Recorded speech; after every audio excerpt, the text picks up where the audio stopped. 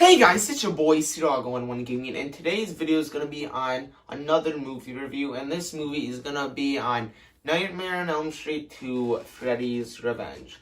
And let's just get started into this video. Anyways guys, so I'm doing a movie marathon of all the Nightmare on Elm Street movies, all the Friday the 13th movies, till I ended off with Freddy vs. Jason. So we're 2/16 there. Yeah, sort of. Anyways, let's just get started into this video. Okay, so Nightmare on Elm Street 2, Freddy's Revenge really has nothing to do with the first one.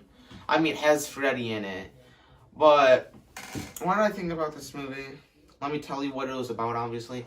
Okay, so it's about this character, Jesse Walsh, or who played him, Mark Patton. Picture of him right here. Anyways, he just moves into the Elm Street. He moves into the Elm Street house, or Freddy's house, or whatever. And his dad, Ken Walsh, he bought the house. He just moved in. And then Jesse just moved into this house. He's friends with this girl named Lisa. And he had this guy named Ron, which I kind of find him like a Rod character, sort of. Like Rod's brother from the first one. Anyways, Rod tells him and Jim that, he just moved into the Elm Street house and kind of told about the first one, how Nancy, a crazy person, watched her boyfriend die. And then he finds Nancy's diary, which she never really, I don't think, even wrote in one in the first one. I believe.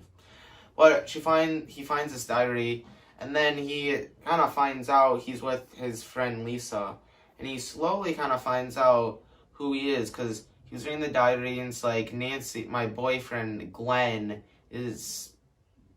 I always stare at him through the windows, and then he thought Nancy was talking about Glenn, but then she was actually talking about Freddy with his claws. And then this guy, he's the protagonist, but he is basically the victim. So Freddy is possessing Jesse to kill for him, basically. Like, in the first dream sequence, or second, Jesse's like, you have the body, and I have the brains. And Freddy is possessing Jesse. Yeah, and by the end of the story, Lisa, the weird way she defeats him, because she's kind of like the protagonist at the last, 20 minutes, she literally kisses Freddy. And then he, burns and his skin comes off, and then Jesse's there. And that's basically it. Basically a story. Jesse's possessed by Freddy. What do I think about this movie? Honestly, I don't like it that much. It's an okay movie, but I thought the first 40 minutes was just a montage, literally. It was like a cycle. It was like, he was at school. No, I forget. It starts out with a dream, then he wakes up, screams, and then it's like a cycle. For the first 40 minutes, it's literally, he's at school, it's night, he sleeps. He's at school, he sleeps, or it's night, he sleeps. It was freaking a bunch of those I felt for the first 40 minutes. But I also do it doesn't take place in the school, but he's at school a lot, and a third of the movie's at school. So it's not just it's at the Elm Street house. But it also is at the Elm Street house half the time, or more than half. And you get these shots for every time it's a dream, or it's night. There's this big front shot of the Elm Street house. And you saw that a lot, and I thought just the first 40 minutes, freaking just a montage. At school, he sleeps. At school, it's a dream sequence. School, dream sequence. And then, this movie, I've heard other movie reviewers say it kind of just, the ending, the last 30 minutes or 40, he comes out of the dream world and he just goes on a killing spree. And I like these movies, but I don't always like how they end, sort of. Because it's like, then it's a dream. And like, he goes on a killing spree at the pool. And I feel like in this movie, we didn't have Freddy that much. Like, we didn't really get to know him. Like, I mean, like, we got to know him in the first one, but I felt like he was barely in this movie besides the last 20 minutes. But Robert Englund did do a great job. And the look of Freddy, I freaking thought he was disgusting. Not like in a way, I mean, maybe it was in a good way, but he was just like, you know, like wet, like sausage. It's really weird. He was like a sausage. I don't know, like, I like the first look of him in the first movie, but this is like a wet sausage, and it's just weird. And then with this, it's like slimy. That's it. He kind of looks all like slimy. The first one he looked like a burnt victim, but this, like, you really get to see his face and he's like all slimy. And I don't know, I really don't like the look of Freddy in this movie. Robert Englund did do a great job as him, but it's just like, yeah. And then he didn't really, like, the finger blade knife glove was in this movie, but like Freddy, he just had finger knives, like his fingers literally had knives. It wasn't the whole finger knife thing. Frick. And like, I didn't like him as much, and I don't know, I just thought the first 40 minutes montage and then the last 50 was good. I don't love it. I would rather watch Nancy, but frick, Mark Patton, he did a great job as being like the final girl, even though really Lisa was, or what's her name, Kim Myers. But like, you know, he was mainly the protagonist who was getting scared because he was becoming this victim, and he knew he was actually like killing them. You kind of just saw how he changed through the story when he was like, he just thought he was having bad dreams till he found out that which was kind of different actually, that he's actually like sort of the killer. Yes, it's Freddy. But it just, with these movies, I always get confused when it's a dream sequence and then it's actually not. So, like, this movie, at least, because it was kind of like he was awake at the time, but he wasn't. Freddy killed, and Coach Schneider, I think, yeah, that's his name. He was a good character, also terrible character, and, like, he was... And they're outside a lot, sort of, in this movie. I mean, with the whole... And, like, his punishment was... They had to, like, go on the plank, and it was kind of weird because they could not do the plank. I'm not going to show you how they did it, but it was like, if you did the plank and then your back was, like, hunched, and it was like, I can do the plank better than them. But that's freaking not the point.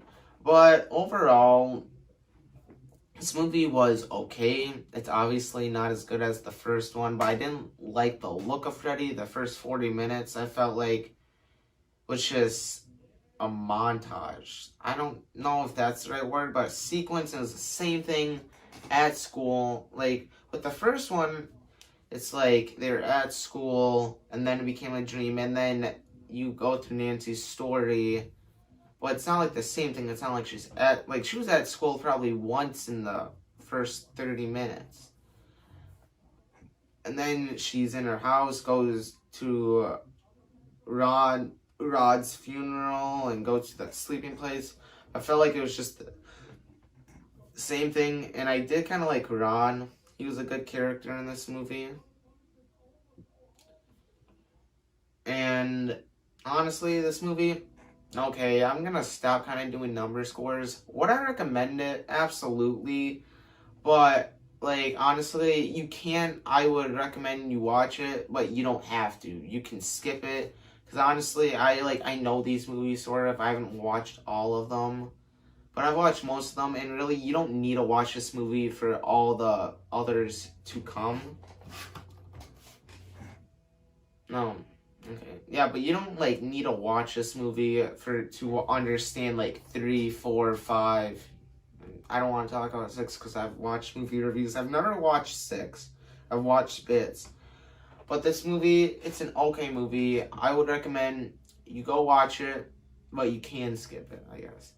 Just watch it if you want to watch a Freddy movie. It is a scary Freddy. Goes on a killing spree, but like other movie reviewers have said, he breaks rules by like being out of the dream and just going on a killing spree, sort of, and has the highest kill count.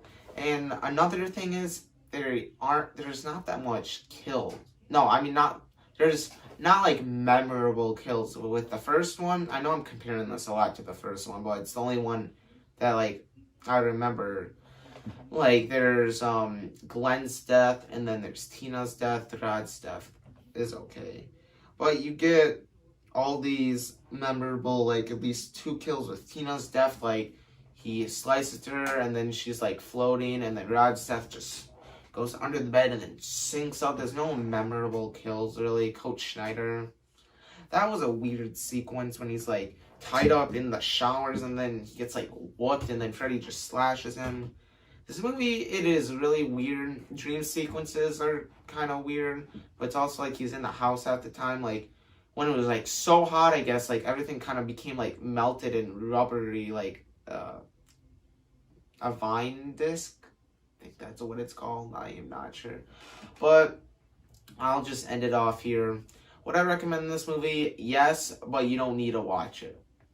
So guys, this is like part 2 to the 16, maybe 18 movies I will be watching for Nightmare on Elm Street to Friday the 13th to Freddy vs. Jason. If you guys did enjoy this movie review, this is my 4th one that is out, and I will be coming out with a lot more. Even after these, I'll do some action movies like John Wick, maybe some more Batman movies since I haven't done that. Star Wars, definitely Ford versus Ferrari. There's a lot to come in the next year.